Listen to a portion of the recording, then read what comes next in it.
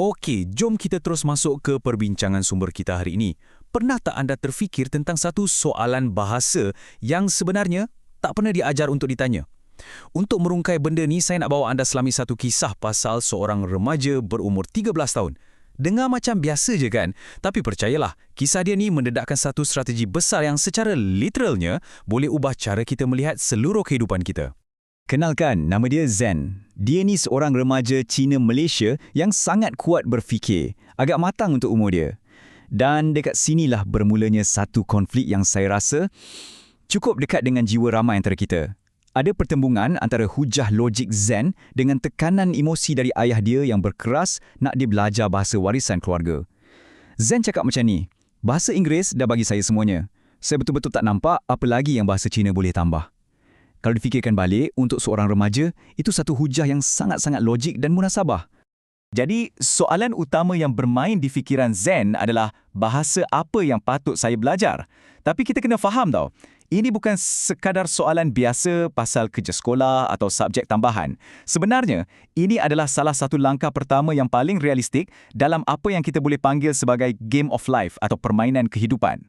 Jawapan kepada soalan inilah yang akan menentukan macam mana kita mengemudi dunia.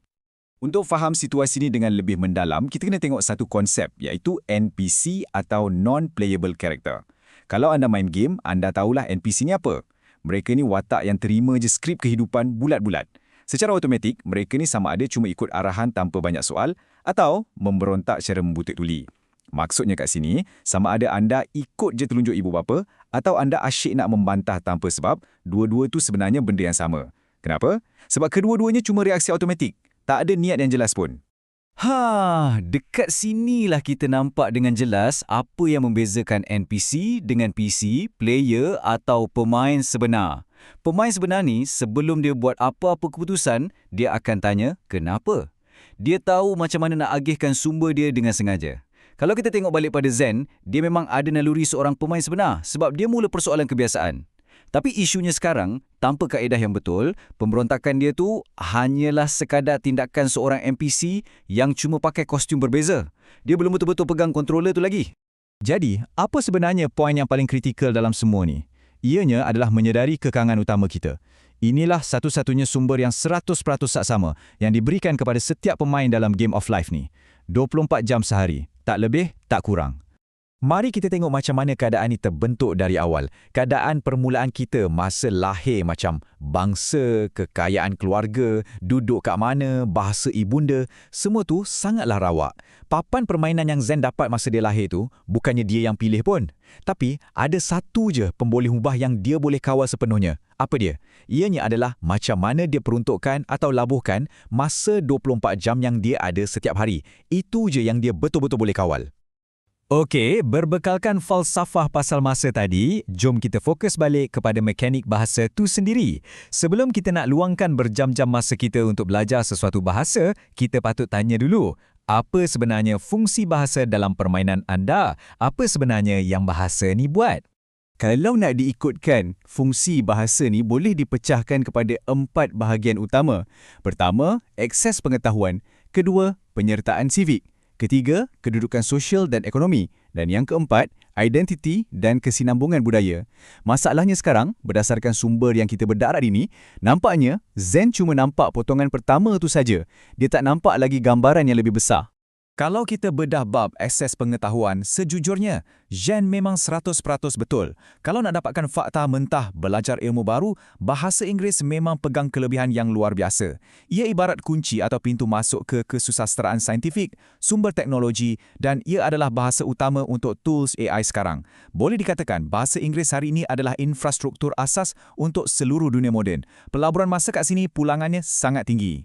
Tapi jangan lupakan bahagian yang kedua ni, penyertaan sivik. Untuk remaja macam Zen, bahasa Melayu kat sekolah tu bukanlah sekadar pilihan budaya yang dia boleh abaikan macam tu je. Ia adalah satu lapisan sivik yang tidak boleh dirunding pun. Ia penting untuk pastikan kelancaran hidup dia sebagai rakyat di Malaysia. Senang cerita, ia adalah harga sebuah kerakyatan, sebahagian besar daripada keadaan permulaan yang kita sembang tadi. Fungsi yang ketiga pula, sentuh pasal kedudukan sosial dan ekonomi. Bahasa ni sebenarnya alat yang sangat berkuasa untuk membina kepercayaan yang kukuh sesama manusia. Contohnya, bahasa macam Mandarin. nilainya makin lama makin besar sebagai anak kunci kepada rangkaian komuniti dan jabatan ekonomi. Terutamanya kalau kita tengok di sekitar rantau Asia Tenggara ni. Ia buka banyak pintu. Dan sekarang kita masuk ke fungsi yang keempat, identiti dan kesinambungan budaya. Inilah benda yang paling susah sekali nak diukur pakai logik akal.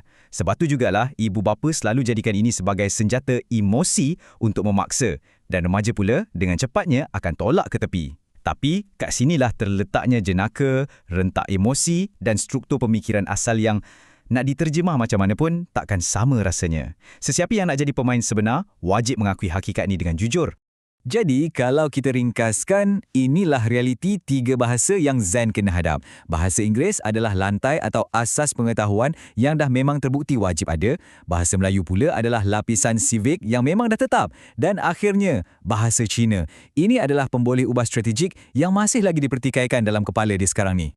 Jom kita tengok macam mana benda ni boleh berkembang jadi satu pilihan yang lebih strategik. Ada satu benda yang ramai orang tak perasan. Pelaburan dalam nak belajar bahasa ni tak semestinya kena all or nothing tau. Tak semestinya kalau tak belajar sampai tera menulis, maknanya tak guna langsung. Ada tahap dia. Daripada berkeras dan nak sentuh langsung literasi mendalam macam membaca atau menulis, Zen sebenarnya boleh ambil pilihan penangguhan strategik. Maksudnya, dia boleh pilih untuk kekalkan kebolehan bercakap je dulu, sambil tangguhkan bab menulis tu sampai dia dah betul-betul jelas dengan hala tuju dia nanti. Sekarang, cuba kita selami sejenak monolog dalaman Zen ni. Kita kena faham macam mana nak pisahkan antara nilai alat dengan nilai intrinsik bagi sesuatu bahasa. Nilai alat tu, okey, apa yang bahasa tu boleh bantu dia capai untuk kejaya. Benda ni memang boleh dikira, tapi nilai intrinsik pula adalah sebaliknya. Benda ni tak boleh dikira dengan nombor. Ia adalah satu bentuk ikatan dengan sesuatu yang anda tak sanggup hilang. Ia hanya boleh dirasai dalam hati. Dan inilah yang membawa kita kepada satu kemuncak emosi dalam kisah perbincangan ni. Pada akhirnya, Zen mula sedar. Ada nilai intrinsik yang tak ternilai harganya untuk dikekalkan benang warisan budaya tu. Petikan ni sangat mendalam. Saya nak dapat bercakap dengan nenek saya dalam bahasa yang digunakan masa dia ketawa.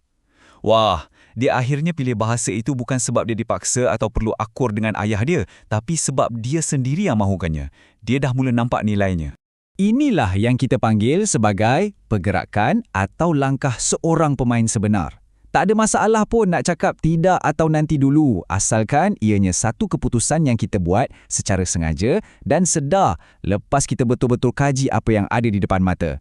Ia jauh lebih bernilai dan bermakna daripada sekadar jadi NPC yang tahu nak melawal cakap ibu bapa secara automatik. Ya, kita kena berani duduk berdepan dengan rasa tak selesa masa nak buat pilihan tu. Ambillah controller tu sendiri. Dan bagi anda yang mengikuti kupasan ni, ingat benda ni. Controller tu sekarang memang betul-betul ada di tangan anda. Hakikatnya, kita semua memang selalu berdepan dengan pelbagai jangkaan hidup yang diwariskan dari keluarga. Tak kiralah dalam perhubungan kita, kemahiran yang diorang suruh kita belajar, mahupun jalan kerjaya yang dah siap dipilih oleh orang lain untuk kita. Semuanya ada depan mata. Sebagai penutup rumusan kita hari ini, saya nak tinggalkan anda dengan satu soalan provokatif daripada penulis asal. Cuba renungkan. Apakah bahagian dalam hidup saya yang akan jadi lebih kecil, lebih sempit kalau saya tak pernah berani nak tanya, kenapa? Soalan yang sangat berat kan? Jadi, teruslah bertanya, pegang kontroller anda kuat-kuat dan jadilah pemain sebenar dalam permainan kehidupan anda sendiri.